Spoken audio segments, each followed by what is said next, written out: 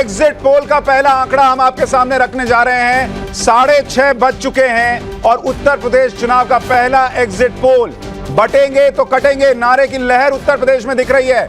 UP के उपचुनाव की सभी 9 सीटों का एग्जिट पोल हम आपके सामने रखने जा रहे हैं। सबसे पहले आपको बताते हैं कि हमारा एग्जिट पोल क्या कह रहा है गाजियाबाद को लेकर।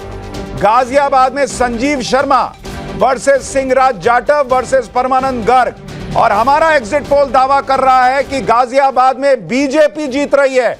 एग्जिट पोल के मुताबिक गाजियाबाद में बीजेपी जीतेगी, ये सर्वे में निकल कर आ रहा है। गाजियाबाद पिछली बार भी बीजेपी जीती थी, इस बार भी बीजेपी जीतेगी। ये बीजेपी का गढ़ एक तरीके से रहा है, यानी बीजेपी अपनी गाजियाबाद सीट को रिटेन कर रही है यूपी उपचुनाव में। बड़ी खबर। इसके बाद दूसरी बड़ी सीट मीरापुर, जहां पर आरएलडी बीजेपी मिलकर चुनाव लड़ रहे हैं। आरएलडी का कैंडिडेट है। हमारा एग्जिट पोल कह रहा है कि आरएलडी के मिथिलेश पाल इस बार चुनाव जीतने जा रहे हैं मीरापुर सीट से। यह मीरापुर सीट पिछली बार सपा गठबंधन के पास थी, क्योंकि पिछली बार आरएलडी सपा के साथ थी 2022 में। इस बार आरएलडी बीजेपी के साथ है। यह सीट बीजेपी ने आरएलडी को दी और मिथिलेश पाल वहां पर चुनाव जीतने जा रही हैं। उन्हें वहां पर जीत मिलेगी, यानी अभी तक उत्तर प्रदेश की 2 उपचुनाव की सीटें दोनों बीजेपी गठबंधन के पास जा सकती हैं। हमारा एग्जिट पोल दावा कर रहा है। तीसरी सीट कटेरी की सीट जो है वो पहले समाजवादी पार्टी के पास थी, लेकिन इस बार हमारा सर्वे दावा कर रहा है कि धर्मराज निषाद वर्सेस शोभावती, जो समाजवादी पार्टी की कैंडिडेट हैं, लेकिन यहां पर जीत बीजेपी के कैंडिडेट को मिलेगी, यानी यूपी उपचुनाव में बड़ा उलटफेर हो सकता है। एग्जिट पोल हमारा कह रहा है कि भाई कटेरी में जो समाजवादी पार्टी है वो अपनी सीट जो उसने पिछली बार जीती थी वो गंवा सकती है, और धर्मराज निषाद बीजेपी के चुनाव कटेरी में जीत सकते हैं। यानी ये बहुत बड़ी खबर। यूपी उपचुनाव में पहले उलटफेर की खबर आ गई है। पहली सीट गाजियाबाद बीजेपी की थी, बीजेपी रिटेन कर सकती है। दूसरी सीट आरएलडी की थी, आरएलडी रिटेन कर सकती है, लेकिन इस बार आरएलडी बीजेपी के साथ है। और तीसरी सीट जो है वो कटेरी की सीट है, जहां पर उलटफेर हो रहा है। सपा पिछली बार जीती थी, इस बार बीजेपी जीत सकती है, यह एग्जिट पोल दावा कर रहा है। अब चौथी सीट इस उपचुनाव में फूलपुर की सीट। यहां फूलपुर पर हमारा एग्जिट पोल दावा कर रहा है कि यह सीट बीजेपी जीतेगी। 4-0 से बीजेपी गठबंधन आगे।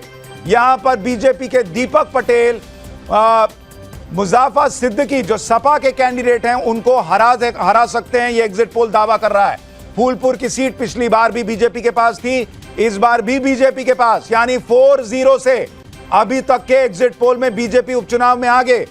5वीं सीट जो आपको बताने जा रहा हूं वो है खैर की सीट, और खैर की सीट जो है वो बीजेपी जीत सकती है। एक और बड़ी खबर, सुरेंद्र दिलेर वहां पर चारू कैन को हरा सकते हैं समाजवादी पार्टी के, यानी 5 की 5 सीटें जो हैं वो अभी तक के रुझानों में बीजेपी के पास। उत्तर प्रदेश उपचुनाव में बीजेपी गठबंधन को बड़ी बढ़त मिलती दिख सकती है। इन 5 सीटों पर 5 में 5 बीजेपी जीत रही है, और एक सीट पर उलटफेर हो रहा है। एक सीट पर उलटफेर हो रहा है और वो सीट है कटेरी की, जो सपा के पास थी वो बीजेपी जीतती दिख रही है। बाकी अपनी सीटें बीजेपी रिटेन कर रही है और आरएलडी अपनी सीट रिटेन कर रही है। अब करहल में क्या हुआ है, कुंदरकी में क्या हुआ है, मझवा और सीसामऊ में क्या हुआ है, ये आपको बताऊंगा। उससे पहले इन 5 सीटों पर जरा रिएक्शन ले लेते हैं। हमारे साथ विनोद हमारे सहयोगी लखनऊ से जुड़े हुए हैं। विनोद, आप जो कह रहे थे कि 5 से भी ज्यादा सीटें हो सकती हैं, ये एग्जिट पोल तो उसी तरफ दावा जाता हुआ दिख रहा है। मनीष के पास चलते हैं जो करहल में है। मनीष,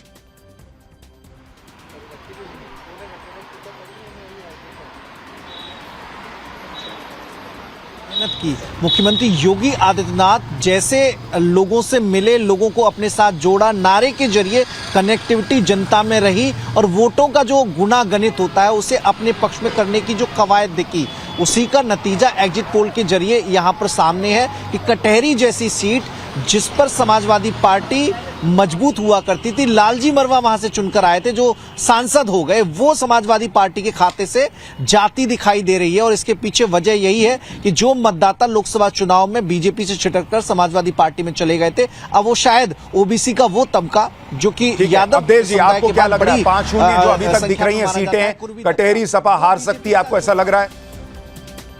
ऐसा लग रहा है। मेरे पास भी जो रिपोर्ट थी वो लड़ाई तगड़ी थी, मतलब 19-20 की ही लड़ाई थी। ये नहीं था कि कोई 20 और 16 की लड़ाई रही हो, 19-20 की लड़ाई थी। और उस लड़ाई में हो सकता है भारतीय जनता पार्टी लास्ट के मोमेंट में निकल गई हो, क्योंकि जो परिस्थितियां यूपी में बनी हुई है अभी, उसको भले स्वीकार करें न करें, लेकिन लोकसभा चुनाव यूपी नहीं, लेकिन अगर ये चेंज हो रहा है, इसकी वजह आप क्या मानते हैं? बटेंगे तो कटेंगे, या जो लोकसभा चुनाव में भ्रम था कि भाई आरक्षण खत्म हो जाएगा, ये हो जाएगा, वो हो जाएगा, वो नैरेटिव खत्म हो ये नहीं, ये सारे ये, क्योंकि जो लोकसभा चुनाव के परिणाम थे उसमें 3 बड़े कारण थे कि आरक्षण खत्म हो जाएगा, दलितों तक ये बड़ी बड़ी 15-15, 20-20 युवाओं की टोलियां प्रचार कर रही थी। भारतीय जनता पार्टी समझ नहीं पाई कि वो होगा। इस बार उन्होंने समझा था। दूसरा, कार्यकर्ताओं की व्यापक नाराजगी थी, लोग निराश थे।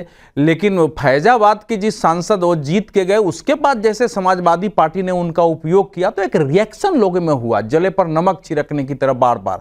तो हुआ कि भाई अच्छा या बुरा बीजेपी से नाराजगी है, लेकिन जिताना तो पड़ेगा। और ये जो जोगी जी का भी नारा था और बाकी जो नारे आए, एक है तो सेफ है, उसका भी असर हुआ। ठीक है, अमित हमारे सहयोगी। अमित, ये 5-0 दिख रहा है अभी तक, और कटेरी जैसी सीट अगर सपा हार रही है, आप क्या वजह मानते हैं?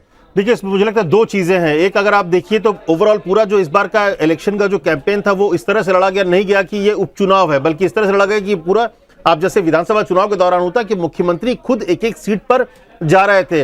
आरएसएस ने पूरी ताकत लगाई, तो पूरा जो कुनबा था वो एक साथ था, क्योंकि उनको इस बात का एहसास था कि जो नतीजे होंगे, क्योंकि 2024 के बाद जो एक मोमेंटम बना है, जो दिख रहा था कि कहीं ना कहीं बीजेपी कमजोर हो रही है और खास करके उत्तर प्रदेश में, और सपा बहुत स्ट्रांग हो रही है। तो मुझे लग रहा है कि इसको लेकर योगी ने बहुत ही स्ट्रेटेजिकली, बीजेपी ने बहुत स्ट्रेटेजिकली और स्ट्रेटेजी की जब आप बात करते हैं अमित, आपको एक चीज और देखनी होगी।